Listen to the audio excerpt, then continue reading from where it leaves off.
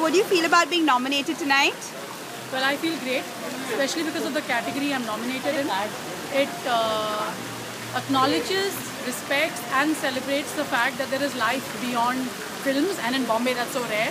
So the performing arts and music as a category, which also includes theatre, people from various backgrounds, I think it informs the cultural landscape of our generation, and to be part of such a category and to be nominated there is an acknowledgement that I'm really proud of. What do you think of Femina and L'Oreal's initiative to honour women in such diverse fields?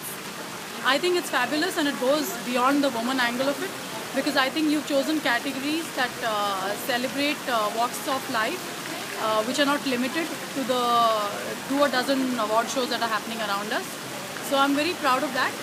Also, not to forget the fact that I think it is very important you celebrate your femininity and you celebrate womanhood in a sense, and not feel that it's a cliched feminist concept, because I think it's a beautiful thing. We get to celebrate so many other aspects of daily life, and let's not kid ourselves.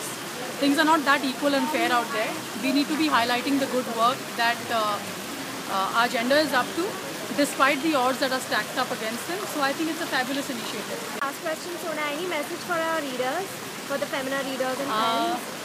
Well, yeah, I would think that you should go all out there and celebrate people who have an individuality about them, and who are not generic and who are not just sticking to the benchmarks and the archetypes that are around them. People who choose to do what they do, dress the way they do, look the way they do, have the voice that they do. Well, I would like to think somebody like me who's free.